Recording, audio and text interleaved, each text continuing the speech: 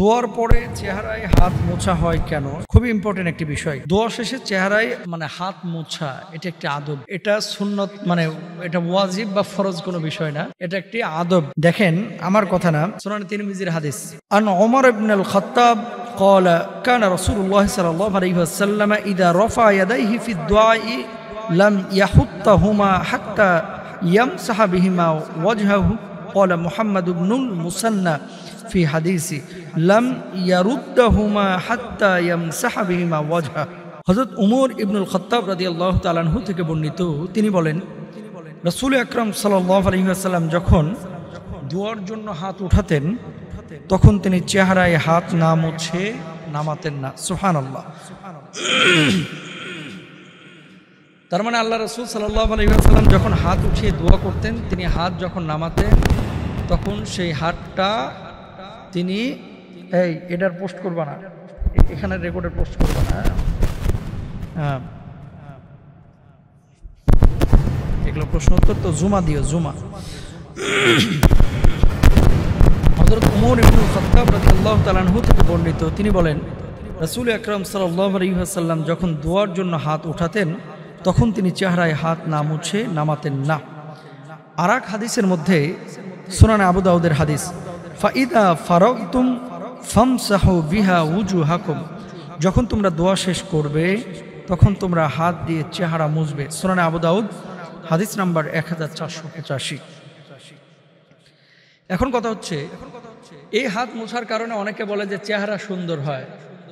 চেহারা আসলে আমল করলে এমনিতেই সুন্দর হয়। যখন আপনি নামাজের পরে আল্লাহর কাছে জিকির আজকার করবেন, তাসবিহ তালিল করবেন, তেলাওয়াত পেশ করবেন, চেহারার মধ্যে নূর আসবে, স্বাভাবিক। কোরআনের সাথে যার যত বেশি সম্পর্ক তার চেহারায় নূর তত বেশি। অজু যে যত সুন্দর করে করবে, হোক সে কালো, হোক সে বুড়া, হোক সে জুয়ান, যে যত সুন্দর করে উজু করবে তার চেহারার মধ্যে তত বেশি নূরানি ভাব আসবে। সুবহানাল্লাহ। এই জন্য দেখবেন যারা 5 ওয়াক্ত নামাজ পড়ে তাদের চেহারার মধ্যে আলাদা একটা ছাপ থাকে, কিন্তু আর যেগুলো নামাজ পড়ে না এগুলো চোরের মতো দেখা যায় অনেকগুলোরে। সিনেমা হল থেকে যখন মানুষ বাইর হয় এগুলো চেহারার দিকে তাকায় দেখবেন, অথবা পাপ কাজ করে যখন বাইর হয়েছে তখন এগুলো চেহারার দিকে তাকায় দেখবেন, এগুলো কেমন দেখা যায়, সুবিধাজনক মনে হয় না, কিন্তু বোঝাই যায় যে পাপ করে বাইর হয়েছে। পার্কে যখন কোনো মেয়ে নিয়ে ঘুরতে যায়, ডেটিংয়ে যায় আর কি, যখন বাইর হয় দেখবেন একবার এদিকে তাকায় একবার ওদিকে তাকায়, চুরি করে আর কি, যে না জানি কেউ দেখে ফেলায়। কিন্তু মসজিদ থেকে যখন একজন মানুষ বাইর হয় তখন কিন্তু এরকম টেন্ডেন্সি, চেতনা কাজ করে না। মানুষের কল্যাণের জন্য যখন কোনো কাজ করবেন তখন কিন্তু এই চোরের মতো, চোরের মন পুলিশ এরকম ভাব আসবে না। সৎ কাজ যখন করবেন তখন স্পিরিচুয়ালি একটি শান্তি আপনার ভেতরে আসবে, আত্মিক শান্তি। জুমার নামাজ পড়ে আপনি বের হয়েছেন, নামাজ পড়ে আপনি মসজিদ থেকে বের হয়েছেন, আপনার ভিতরে যে ধরনের শান্তি কাজ করবে এটা অন্য কোনো কাজে আসবে না। কোরআনে একটা পারা আপনি তেলাওয়াত করেছেন, যে শান্তি আসবে অন্য কাজে আপনি পাবেন না।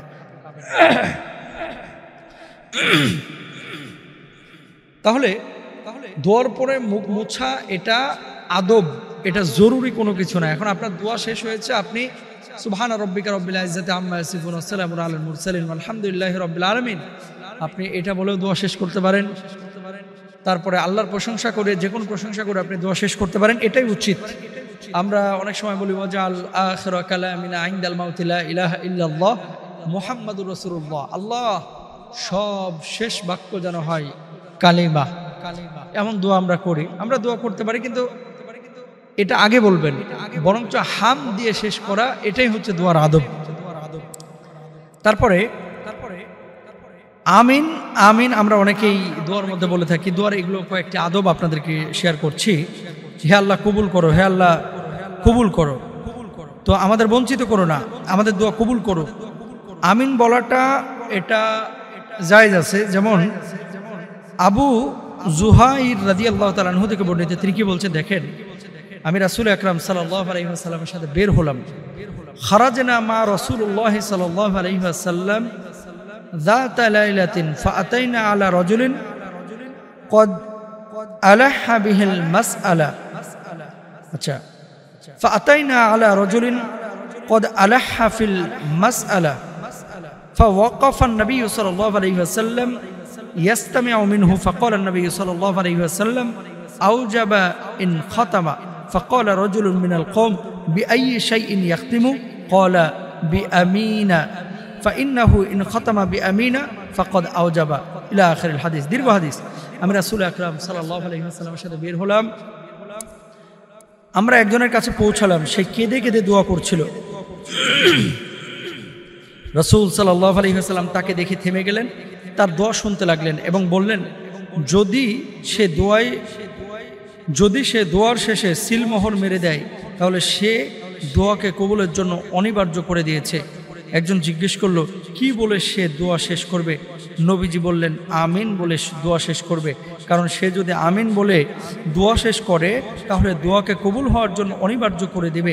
যে লোক রাসূল আকরাম সাল্লাল্লাহু আলাইহি ওয়াসাল্লামের কাছে জিজ্ঞেস করেছিল, সে প্রার্থনাকারী লোকের কাছে গিয়ে বলল, তুমি দোয়া আমিন বলে শেষ করো এবং তা কবুলের সুসংবাদ নাও। সুনানে আবু দাউদের হাদিসও কিন্তু এটা। তার মানে কি বোঝা যায়? আপনি হামদ বলে দোয়া শেষ করবেন এবং সুবহানা রাব্বিকা রাব্বিল ইজ্জাতি আম্মা ইয়াসিফুন ওয়া সালামুন আলাল মুরসালিন ওয়ালহামদুলিল্লাহি রাব্বিল আলামিন আমিন বলে আপনি দোয়াটা শেষ করবেন, যেটা আমরা অনেকে কিন্তু করি না। আর দোয়ার কয়েকটি আদব, সেটা হচ্ছে দোয়ার মধ্যে আপনারা কেউ মৃত্যু কামনা করবেন না। অনেক সময় বিপদে পড়লে অনেকে হাত তুলে বলে, আল্লাহ এত মানুষরে পাও, আমারও কি পাও না আল্লাহ, আমার নিয়ে যাও না। আর কয়েকদিন আগে তো একটা গান শুনলাম, কি জানো, ওই যে রাস্তায় বাজতেছিল, ওই কি বলতেছে যে আজরাইল কি চিনে না, আমি কেন মরি না, আজরাইল কি চিনে না, আমি কেন মরি না, মানে মৃত্যু কামনা করছে। এই ধরনের মৃত্যু কামনা করা ইসলাম শরীয়তে জায়েজ নাই। বারবার একটা দোয়া করতে থাকবেন, যখন আল্লাহ তাআলা কল্যাণ কর্মনা করবেন তখন সেই দোয়া আপনার কবুল করবেন এবং সেটা কার্যক্ষেত্রে আপনি বাস্তবায়িত দেখতে পাবেন ইনশাআল্লাহ তাআলা। বদদোয়া করবেন না, কিবলামুখী হয়ে দোয়া করার চেষ্টা করবেন। নিষ্ঠার সাথে চোখের পানি ফেলে বিনয়ের সাথে বিনীতভাবে দোয়া করার চেষ্টা করবেন। আল্লাহ সুবহানাহু ওয়া তাআলা আমাদেরকে এভাবে দোয়া করলে নিশ্চয়ই ফলাফল দেবেন ইনশাআল্লাহ। আর সবসময় অন্য মানুষের জন্য দোয়া করার চেষ্টা করবেন, নিজের জন্যও করবেন, অন্য মানুষের জন্য করবেন। তারপরে যেমন রব্বিক ফিল্লি ওয়ালি ওয়ালিদাইয়া ক্বালা রব্বিক ফিল্লি ওয়ালি আখি ওয়া আদখিলনা ফি রাহমাতিক ওয়া আনতা আরহামুর রাহিমিন, এই দোয়াগুলো করবেন। কুরআনুল কারীমে যে দোয়াগুলো শেখানো হয়েছে সেই দোয়াগুলো করার চেষ্টা করবেন। নিশ্চয়ই আল্লাহ সুবহানাহু ওয়া তাআলা দোয়া কবুল করবেন ইনশাআল্লাহ।